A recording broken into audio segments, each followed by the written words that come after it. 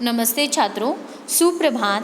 पिछले तासिका के माध्यम से हमने देखा है कि किस तरह से बैजू और तानसेन में गान युद्ध का मुकाबला जारी है और लोग जय हो बलिहारी बलिहारी की ध्वनि अपने मुंह से निकाल रहे हैं और उसे जितवाने की जो प्रेरणा दे रहे हैं, उसे जीतने के लिए जो प्रेरणा दे रहे हैं या उसे प्रेरित कर रहे हैं। यहाँ तक हमने पाठ देखी थी और उसके आगे की जो पाठ है उसे हमें इस तासिका के माध्यम से देखना है कि आगे क्या होता है। देखते हैं। इसके बाद बैजू बावरा ने सितार हाथ में ली और जब उसके पर्दों को हिलाया तो जनता ब्रह्मानंद में लीन हो गई। पेड़ों के पत्ते तक निशब्द हो गए, वायु रुक गई, सुनने वाले मंत्रमुग्ध सुधिहीन हुए, सिर हिलाने लगे। बैजू बावरे की उंगलियां सितार पर दौड़ रही थी, उन तारों पर रागविद्या निछावर हो रही थी और लोगों के मन उछल रहे थे, झूम रहे थे, थिरक रहे थे। ऐसा लगता था कि सारे विश्व की मस्ती वही आ गई है। देखो, जब युद्ध शुरू हुआ है और संगीत विद्या के कई सवाल होने के बाद उसने अब सितार हाथ में ली है और सितार बजाने लगा तो पूरी जनता जो है, वहाँ पर जो पूरे लोग गए हैं वो ब्रह्मानंद में लीन हो जाते हैं, अपनी सुधि खो देते हैं और उसका गाना सुनते हैं और गाना सुनते सुनते अपनी जो गर्दन है वह हिलाते हैं और तन मन धन से गाना सुनते हैं। ऐसा लग रहा था क्या फूल झूम रहे थे, मन छलक रहे थे, झूम रहे थे, थिरक रहे थे। ऐसा जो वातावरण वहाँ पर था, वहाँ ऐसा लग रहा था कि सारे विश्व की मस्ती यहाँ आ गई है। लोगों ने देखा और हैरान रह गए। कुछ हिरन छलांगे मारते हुए आए और बैजू बावरा के पास खड़े हो गए। बैजू बावरा सितार बजाता रहा। वे हिरन सुनते रहे और दर्शक यह असाधारण दृश्य देखते रहे। देखो, बैजू बावरा सितार बजा रहा है। हिरन आकर वहाँ पर खड़े हो गए और सुन रहे। यह एक असाधारण ऐसा दृश्य है और ऐसा जो असाधारण दृश्य है लोग क्या करते हैं कि देखते हैं। हिरन मस्त और बेसुध थे। बैजू बावरा ने सितार हाथ से रख दी और अपने गले से फूलमालाएं उतार कर उन्हें पहना दी। फूलों के स्पर्श से हिरणों को सुधि आई और वे चौकड़ी भरते हुए गायब हो गए।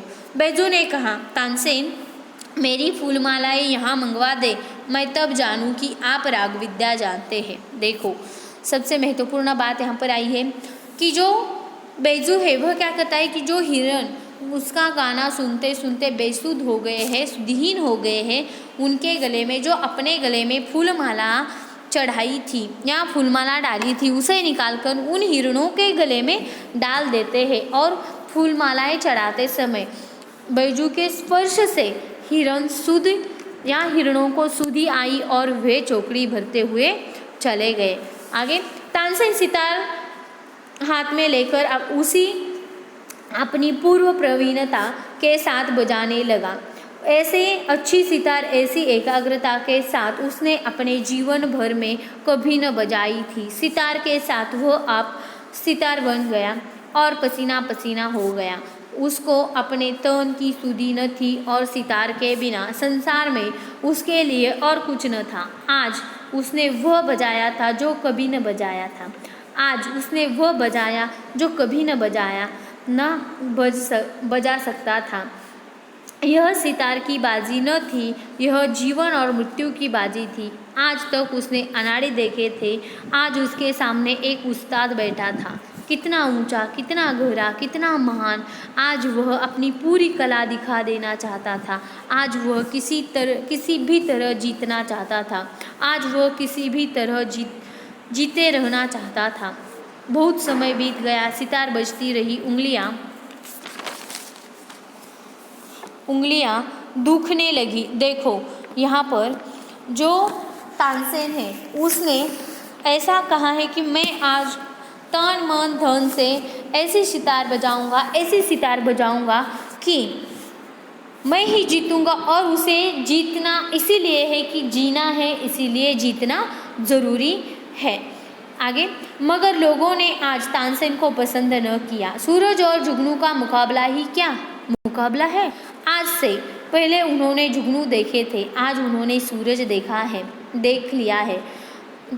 और बहुत चेष्टा करने पर भी जब हिरण न आए तो तानसेन की आंखों के सामने मौत नाचने लगी। देह पसीना पसीना हो गई। लज्जा ने मुखमंडल लाल कर दिया था। आखिरी खिसियाना होकर बोला, वे हरिण अचानक इधर आ निकले थे, राग की तासीर से न आए थे। तासीर यानी कि राग की एक ध्वनि सुनकर न आए थे। हिम्मत है तो अब दोबारा बुलाकर दिखाओ।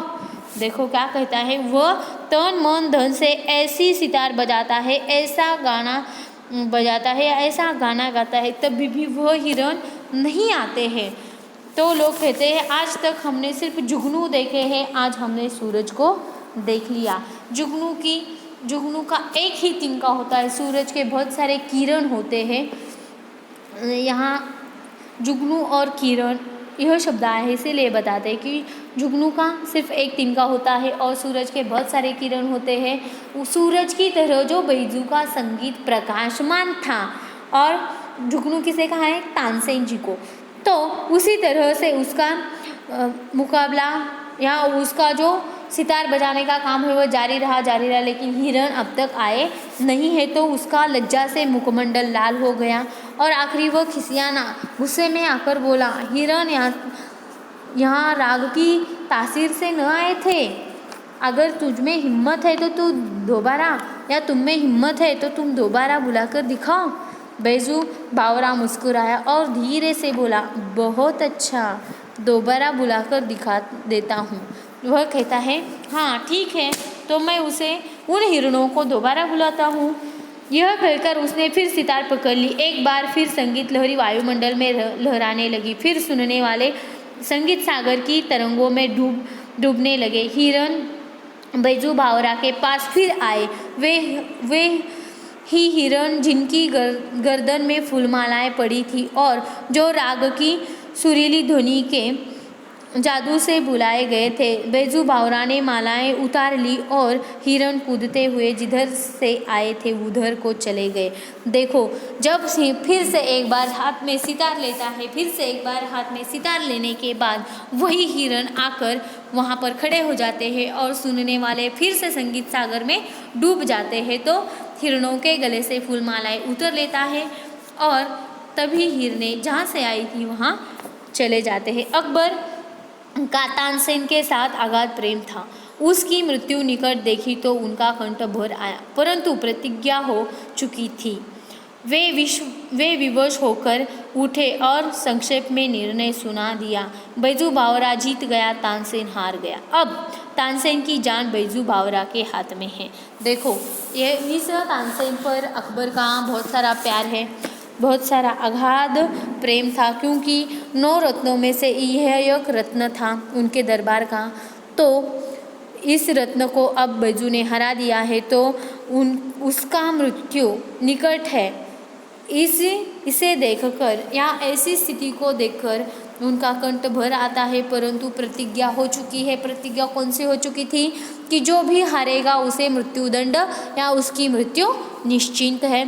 तानसेन कांपता हुआ उठा, कांपता हुआ आगे बढ़ा, कांपता हुआ बैजू बावरा के पाँव में गिर पड़ा। वह जिसने अपने जीवन में किसी पर दया न की थी, इस समय दया के लिए गिड़गिड़ा रहा था और कह रहा था, मेरे प्राण न लो। देखो, वही तानसेन जिसने इसके बाबा के प्राण लिए थे या बाबा को शिक्षा दे दी थी। अब तानसेन को लगा कि जो भी हारता था मैं उसे, या जो भी हार जाता है मैं उसे क्या करता हूँ कि मृत्युदंड की शिक्षा देता हूँ, या दूसरों की मृत्यु देखना इनके आँखों को बहुत अच्छा लगता है। ऐसा तानसेन ने मुकाबला शुरू होने से पूर्व, जब बैजू बावरा उनके महल के सामने खड़े हो गए थे तभी उन्हें सुनवाया था। तो वह सारे शब्द उनके आँखों के सामने आ गए और उनके आँखों के सामने अब उनकी मृत्यु नाचने लगी। तो वह अपने प्राणों की भीख मांगते हुए या प्राणों की या दया की भीख मांगते हुए वह उनके चरणों पर गिड़गिड़ा रहे हैं। आगे देखते हैं। बैजू बावरा ने कहा, मुझे तुम्हारे प्राण लेने की चाह नहीं, तुम इस निष्ठुर नियम को उड़वा दो कि जो आगरे की सीमाओं के अंदर गाये अगर तानसेन के जोड़का न हो तो मरवा दिया जाए।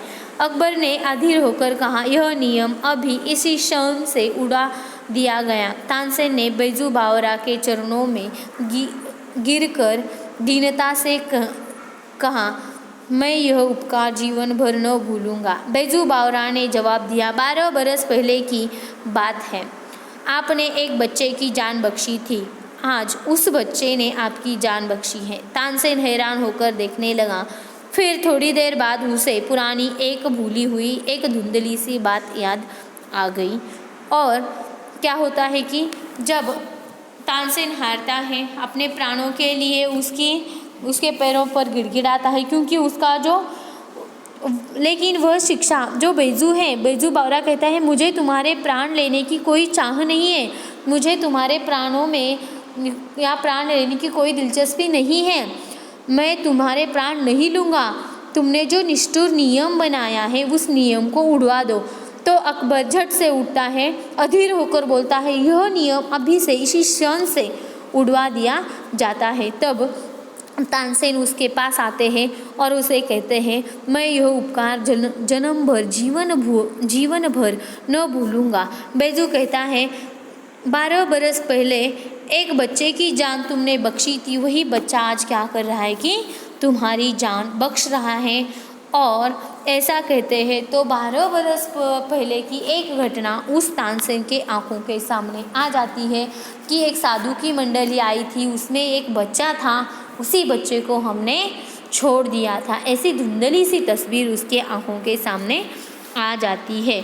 और इसी तरह की जो आदर्श रूप में शिक्षा दी गई है, और इस शिक्षा को सुदर्शन जी ने एक अलग ढंग से छात्रों के सामने प्रकाशित या रखने का प्रयास किया है। और यह कहानी सुदर्शन की श्रेष्ठ कहानियाँ इस कहानी संग्रह से ली गई है। यहाँ पर हमारी पाठ समाप्त होती है। धन्यवाद।